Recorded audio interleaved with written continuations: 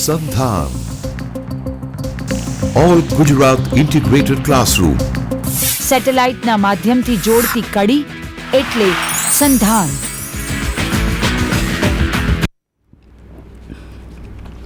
નમસ્કાર.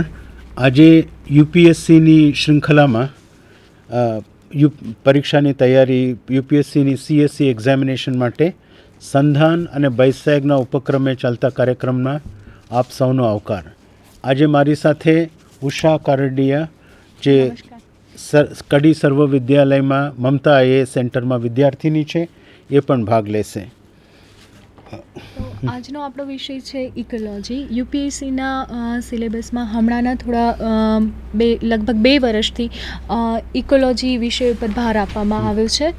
તો સામાન્ય રીતે આપણે ઇતિહાસ, ભૂગોળ, ગણિત, વિજ્ઞાન વગેરે જેવા વિષયો નાનપણથી સ્કૂલમાં ભણતા આવ્યા છે, પણ આ ઇકોલોજી વિષયમાં શું નવું છે એના વિશે આજે આપણે વાત કરીશું. તો ઇકોલોજી કમનસીબે તમે નિશાળમાં હતા ત્યારે એક અલગ વિષય તરીકે ઓળખાતું નહોતું, કારણ અનેક વિષયનું સંમિશ્રણ જેવું છે. ઇતિહાસ, ભૂગોળ, ફિઝિક્સ, કેમિસ્ટ્રી વગેરે, અને એના ઇન્ટર રિલેશનશિપ, આપસના સંબંધો બાબતમાં ખાસ કરીને એકબીજાને કઈ રીતે અસર કરે છે. પણ અત્યારના CBSE અને જે સેન્ટ્રલ સ્કૂલ્સ ICSE વગેરે છે, ત્યાં પર્યાવરણ ઇકોલોજી અલગ વિષય તરીકે શીખવાડે છે. તમે તમારામાંથી મોટા ભાગના વિદ્યાર્થીઓ ભણ્યા ન હોય, એટલે આપણે આજે ખાસ ભણીશું. તો પહેલો પ્રશ્ન છે, વોટ ઇઝ ઇકોલોજી, અથવા ગુજરાતીમાં પારિસ્થિતિક વિજ્ઞાન કહે છે. તો ઇકોલોજી, તમારું શું આઈડિયા છે ઉષા ઇકોલોજી બાબતમાં? જ્યાં સુધી મને ખ્યાલ છે ઇકોલોજી વિશે, એટલે એક એવી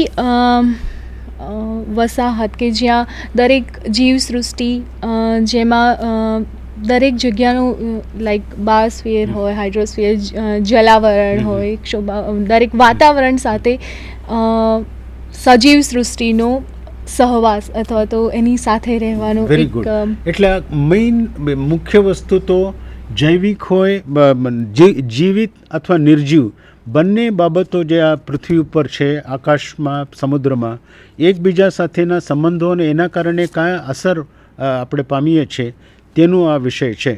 એટલે જે વિદ્યાર્થીઓએ નિશાળમાં ભણ્યા ન હોય અને જે એન્વાયરમેન્ટલ એન્જિનિયરિંગ જેવા વિષયોથી પરિચિત ન હોય, તો એમના માટે આ ખાસ ધ્યાન માગે તેવો છે. અને ભૂતકાળના વર્ષોમાં પણ છેલ્લા 2 વર્ષમાં 15 થી 20 જેટલા પ્રશ્નો આ ઇકોલોજી, બાયોડાયવર્સિટી, ક્લાઇમેટ ચેન્જ, એ બધા સાથે એક ફેમિલી ઓફ સબ્જેક્ટ્સના છે. તો એ આપણે ભણીએ છીએ. તો ફર્સ્ટ સ્લાઇડથી આપણે શરૂ કરીએ. Usha, first slide. તો ફર્સ્ટ સ્લાઇડ. હા. તો આ ઇકોલોજીના વેરિયસ કોમ્પોનન્ટ્સ એટલે અનેક ભાગ છે. એક તો પ્રકાશ, એટલે સૂર્યપ્રકાશ કેટલું છે, કયા કયા વિસ્તારમાં આ વિશ્વવૃત્તમાં ખૂબ મોટા પ્રમાણમાં એ હોય છે, આર્ટિક અને અંટાર્કટિકમાં ઓછું હોય છે. એના કારણે જૈવિક અને નોન જૈવિક એ બંને ઉપર એની અસર હોય છે. પાણીનું, જ્યાં પાણી ઉપલબ્ધ હોય વધુ પ્રમાણમાં, જેમ કોંગો અને એવા વિશ્વવૃત્તના દેશો ઉપર, અને જ્યાં ઉપલબ્ધ જ નથી, સહારા ડેઝર્ટમાં, તો ત્યાં કઈ જાતનું પરિણામ થાય છે. પવન એટલે વિન્ડ્સ, આ મોન્સૂન, આપણે એન્ટાયરલી પવન આધારિત દેશ છે એમ પણ કહી શકાય આપણો આ વર્ષનો મોન્સૂન. અને સિમિલરલી પૃથ્વીમાં જમીનમાં રહેલી ફળદ્રુપતા, અમુકમાં ફળદ્રુપતા પહેલેથી જ હોય છે, નદી કાંઠાના વિસ્તારોમાં, ડેલ્ટા વિસ્તારોમાં. અમુકમાં ફળદ્રુપતા આપણે ગુમાવીએ છીએ આપણા કામના કારણે. પછી ગરમી અને સોલાર રેડિયેશન, સૂર્યનું શું કહેવાય, રેડિયેશન, અને એટમોસ્ફિયર, એટલે હા.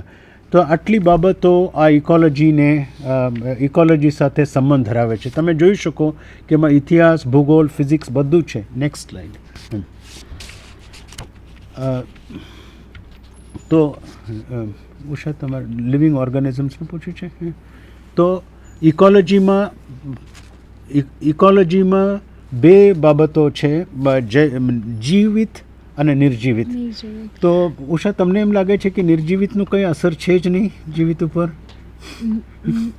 ના સર, એકચ્યુઅલી એ જ મારો પૂછવું હતું, ક્વેશ્ચન હતો કે આ આપણે હમણાં જ વાત કરી કે જૈવિક અને અજૈવિક. તો આ જૈવિક એટલે કે જીવિત જીવિત, હા. સજીવ અને હા, નિર્જીવ હા. એ બંને તત્વો કેવી રીતે ઇકોલોજીને ઇફેક્ટ કરે છે ઇફેક્ટ કે કરે અસર છે, અસર કરે છે. ખરેખર તો આપણને એમ લાગે છે કે જીવિત વસ્તુઓ છે તો એ એકબીજા ઉપર નભતા હોય, જે નિર્જીવ છે એનું કોઈ આપણા ઉપર અસર નથી એવું લાગ્યા કરે છે. ખરેખર એવું છે જ નહીં. તમે જુઓ તમારી આજુબાજુનું વાતાવરણ, વરસાદ પડે છે, નદી છે, પથ્થર છે, સાયન્સ છે, એ પણ આપણી લાઈફને ડે ટુ ડે અસર કરે છે. કારણ એના ઉપર ફળદ્રુપતા તમારે વિસ્તારમાં તમે બધું ઉગાડી શકો કે કેમ. એટલે પ્લાન્ટ્સ એટલે વનસ્પતિ, જીવ અને સૂક્ષ્મ જીવ એ બધા જ એકબીજા ઉપર તો અસર કરે જ છે. જીવ અને વનસ્પતિ વચ્ચેનું રિલેશન તો આપણે ઇઝીલી સમજી શકાય તેવું છે, પણ નિર્જીવ વસ્તુ છે તે પણ આપણને અસર કરે છે. નેક્સ્ટમાં આપણે જોઈએ તો ઇંગ્લિશમાં જીવિત વસ્તુઓ માટે બાયોટિક કહે છે. બાયોલોજી શબ્દ તમે સાંભળ્યો હશે. તો આ સ્લાઇડમાં જીવિત પણ નોન જીવિતથી આપણે શરૂ કરીએ તો ક્લાઇમેટોલોજી એટલે કયા વિષય કોલેજમાં જે આપણે ભણતા હોઈએ તો ક્લાઇમેટોલોજી એટલે આબોહવાના કયા પરિબળો છે. હાઇડ્રોલોજી એટલે પાણી સંબંધિત કયા છે. ઓશનોગ્રાફી એટલે સમુદ્રના વિષયનું જ્ઞાન. ફિઝિક્સ ભૌતિક જ્ઞાન. કેમિસ્ટ્રી રસાયણશાસ્ત્ર. જીઓલોજી સોઇલ એનાલિસિસ વગેરે એટલે એગ્રીકલ્ચર, બીએસસી એગ્રીકલ્ચર કરતા હોય વગેરે. એટલે આ બધી આ દરેક સાયન્સીસ અબાયોટિક એટલે નિર્જીવ બાબતો અંગેના આ સાયન્સીસ છે, વિજ્ઞાન છે. તો એ વિજ્ઞાન જીવિત વસ્તુઓ જે છે એટલે કે એનિમલ્સ, વનસ્પતિ, પ્રાણી, ટેક્સોનોમી, એ લોકોનું classification, physiology, mathematics, population studies, આજે આપણી વસ્તી કેટલી છે, આવતા 10 વર્ષમાં કેટલું હશે, બર્થ રેટ, ડેથ રેટ્સ વગેરે, આ બધાનું જે સંમિશ્રણ છે એને આપણે ઇકોલોજીનું મુખ્ય તત્વ તરીકે માની શકીએ. હવે તમે જોશો ઉષા કે નિશાળમાં આ બધા વિષયો તો આવતા જ નથી, ઓશનોગ્રાફી, હાઇડ્રોલોજી વગેરે. તો કઈ રીતે આપણે એનું સમન્વય કરીશું? તો આપણે એટલું બહુ ડિટેલમાં જવાની જરૂર નથી, પણ સંબંધો તો જોવા પડે. એટલે એ આપણે નેક્સ્ટ સ્લાઇડમાં જોઈશું.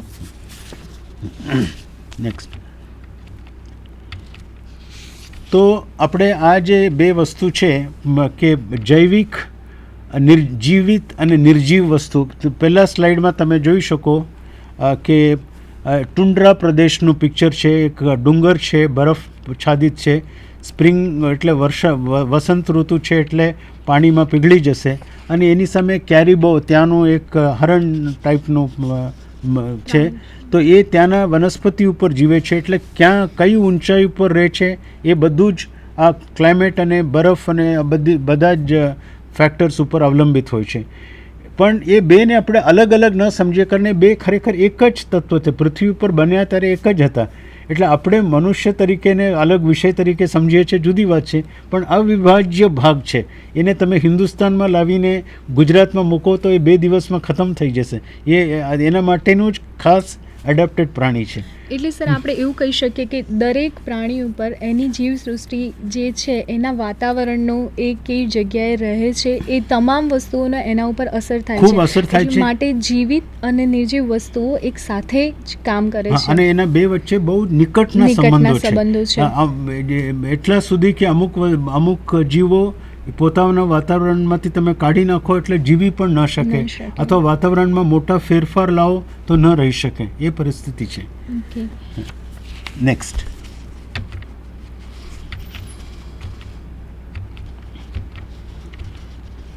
એટલે આ જ પિક્ચરમાં તમે જોઈ શકો કે ટુંડ્રા પ્રદેશમાં દાખલા તરીકે ન્યુટ્રિયન્ટ્સ એટલે ફળદ્રુપ ભાગ જે હોય છે, ઘાસ છે, ઘાસની સાથે સૂક્ષ્મ જીવો વગેરે છે, માછલી છે, એ બધા જ ત્યાંના વાતાવરણ અને ત્યાંનું નિર્જીવ બાબતો ઉપર આધારિત છે.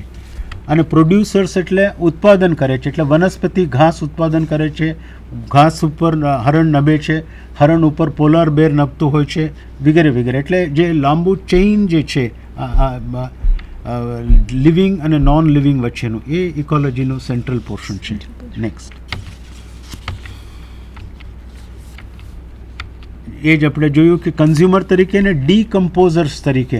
અને એમાં પણ જેમ આપણે ત્યાં ઝાડુવાળા હોય છે, જેમ આપણે ત્યાં કચરો ઉપાડવાવાળા હોય છે, નેચર એટલે પ્રકૃતિમાં પણ અમુક બેક્ટેરિયા અને ફંગાઈ આ જ કામ કરે છે. કોઈ જાનવર ખતમ થઈ ગયું હોય તો એનું લાશને બિલકુલ સાફસૂફ કરીને જમીન દોસ્ત કરીને એને જ એક ન્યુટ્રિયન્ટ તરીકે વાપરવાનું કામ આ ફંગાઈ અને બેક્ટેરિયા કરે છે. આપણે ત્યાં શહેરમાં આટલા પૈસા આપીને આપણે ક્લિનિંગનું કરીએ છીએ, પ્રકૃતિમાં મફત છે. નેક્સ્ટ જો એમાં પણ કોઈ પણ વિષય આપણે ભણવા જઈએ તો આપણે એનું ક્લાસિફિકેશન એટલે વર્ગીકરણ કરવું પડે, જેથી કરીને વિષયને આપણે સારી રીતે સમજી શકીએ. બધા જ પ્રાણીઓનું વાત કરીએ તો સમજવામાં મુશ્કેલ પડે, એટલે અલગ અલગ ટર્મ્સ પરિભાષા નક્કી કરવામાં આવેલું છે. એટલે પહેલું છે કે પોપ્યુલેશન એટલે વસ્તી. કોઈ પણ એક પ્રજાતિ કોઈ જગ્યામાં રહેતી હોય, અમુક પ્રકારની માછલી વગેરે, અથવા 2-3 પણ મળીને રહી શકે જો કમ્પેટેબલ હોય એકબીજા સાથે હોય તો એને પોપ્યુલેશન કહે છે. અને કમ્યુનિટી એટલે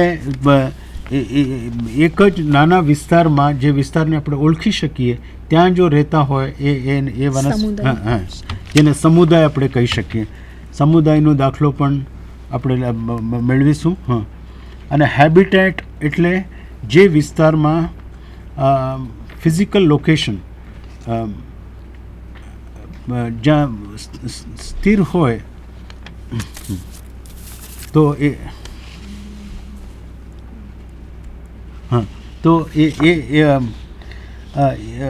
એને આપણે હેબિટેટ શબ્દ વાપરીએ છીએ. અને ઓર્ગેનિઝમ એટલે સૌથી સિમ્પલેસ્ટ એટલે કે નાનામાં નાનું જે કદનું હોય, સૂક્ષ્મ જંતુ જેવું, તો એને આપણે ઓર્ગેનિઝમ કહીએ છીએ.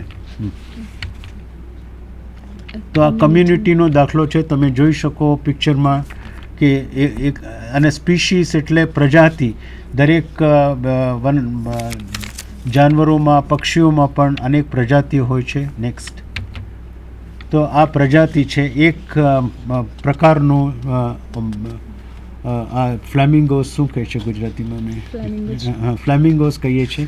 ગુજરાતમાં પણ જાફરાબાદ વિસ્તારમાં, કચ્છ વિસ્તારમાં મોટા પ્રમાણમાં જોવા મળે છે. એ પણ એ પોતાનું પ્રજાતિનું એક પ્રકાર છે. અને પોપ્યુલેશન એટલે વસ્તી. દરેક જીવજંતુમાં પણ એક જ પ્રજાતિનું જે ભાગરૂપ છે અને એક જ જગ્યામાં એક સ્થળે રહેતા હોય તો એને આપણે એનું પોપ્યુલેશન કહીએ છીએ. એટલે સર આપણે જ્યારે આ પ્રજાતિની વાત કરીએ ત્યારે એવું પ્રશ્ન થાય કે આપણે પ્રાણીઓમાં તો ઘણા બધા વેરિએશન, આપણને ઘણી બધી વિવિધતાઓ જોવા મળે છે, વાઘ, સિંહ, બરાબર. તો એક જ પ્રજાતિમાં શું વિવિધતા જોવા મળે? પુષ્કળ વિવિધતા જોવા મળે છે. એ આપણે જોઈશું કે એક આપણું નાનકડું બટરફ્લાય એટલે પતંગિયું છે, એમાં કેટલી વેરાયટીઝ છે તમે જોઈ શકો. આ એક નમૂના, આ તો દુનિયાનું એકદમ નાનામાં નાનું એક નમૂનાવાળું પ્રેઝન્ટેશન છે. આપણે ત્યાં નોર્થ ઇસ્ટ એટલે મિઝોરમ, અરુણાચલ પ્રદેશ, ત્યાં તો હજારોની સંખ્યામાં પ્રેક્ટિકલી તમે જોઈ શકો છો. એટલી વિવિધતા તમે પોતાના બગીચામાં 2 મિનિટ જુઓ તો તમને આમાં જ હાફ a ડઝન જેટલી વેરાયટીઝ જોવા મળશે. એટલે પ્રકૃતિએ, સૃષ્ટિએ તો દરેક નાનામાં નાની બાબતમાં પણ વિવિધતા એમણે રાખી છે, જેથી કરીને એ પરિસ્થિતિને સામનો કરી શકે, લાંબા ગાળે જીવી શકે અને જે તે ફેરફારો આવે એ ફેરફારોને અનુરૂપ થઈ શકે. એટલે આ જૈવિક વિવિધતા છે. પણ એનો અલગ આપણે લેક્ચર છે બાયોડાયવર્સિટી, કારણ આ વિષય પણ સંપૂર્ણ રીતે એક અલગ અસ્તિત્વ ધરાવે છે ને એના પ્રશ્નો પણ પૂછાય છે. એટલે આપણે નેક્સ્ટ ફ્યુ લેક્ચર્સમાં એને લઈશું.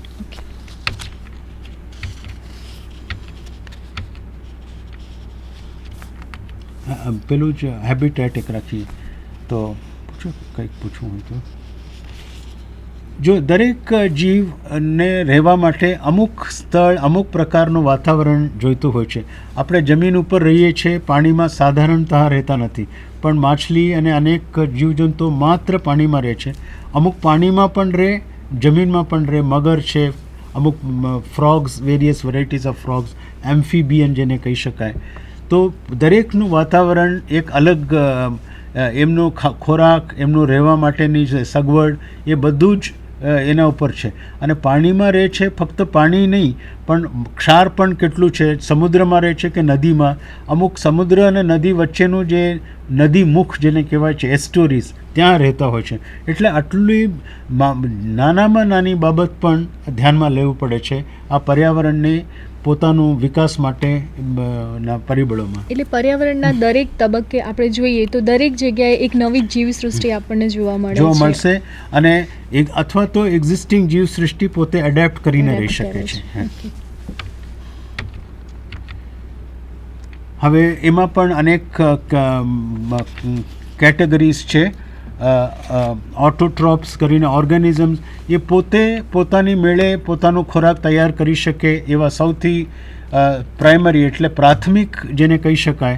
દાખલા તરીકે આ ટ્રોપિકલ ફોરેસ્ટનું એક પિક્ચર છે, તો એ કોઈના ઉપર અવલંબિત નથી. સૂર્યપ્રકાશ, પાણી અને જમીનમાં જે ફળદ્રુપતા છે એના આધારે જ પોતાનું ખોરાક પોતે ફોટોસિન્થેસિસ મારફત કરી લે છે. પછી હવે છે આ ડિસ્ટ્રીબ્યુશન. હવે ડિસ્ટ્રીબ્યુશન એટલે તમે પૂછી શકો કે ભાઈ વાઘ છે, સિંહ છે, એ પ્રાણીઓ દુનિયામાં સર્વત્ર કેમ જોવા નથી મળતા? શું લાગે છે ઉષા તને, કેમ નથી જોવા મળતા?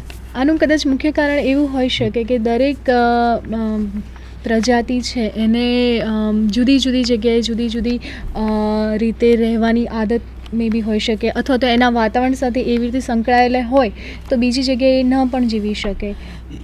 એક તો આ જે અબાયોટિક વસ્તુઓ જે તમે વાત કરી તે, પણ ઘણીવાર એવું બને છે કે એક ઓર્ગેનિઝમ, ઇંગ્લેન્ડમાં એક ખિસકોલીની સ્ટોરી છે, એ આપણે તો બતાવીશું કે એક ઇંગ્લેન્ડની વારસાગત ઘણા વર્ષોથી જે ખિસકોલી હતી એની જગ્યામાં એ લોકોએ બ્રાઉન સ્કિરલ ઇન્ટ્રોડ્યુસ કરેલું. એ એટલું એગ્રેસિવ અને પોતાની રીતે દરેક કોઈ પણ હોસ્ટાઇલ સર્કમસ્ટન્સીસમાં પણ રહી શકે તેવું હતું. એટલે એને દેશનું બધું જ ઓલમોસ્ટ ખતમ કરી નાખ્યું. તો એ આ ચાર્ટમાં આપણે જોઈ શકીએ છીએ કે સ્પીશીઝ કોઈ જગ્યામાં નથી હોતો એનું કારણ હોય કે ઇન્સફિશિયન્ટ ટાઈમ ન હોય અને ત્યાં રહી ન શકતું હોય તે કારણે પણ હોય. પછી બાયોટિક ફેક્ટર્સ એટલે અન્ય સ્પીશીઝ ઉપર પણ આધાર હોય. હવે અમુક પ્રકારની માછલીઓ અન્ય માછલીઓ ઉપર જીવતા હોય છે. અને પછી પ્રેડેટર્સ, એને શિકાર કરતા જે જાનવરો છે એ કેટલા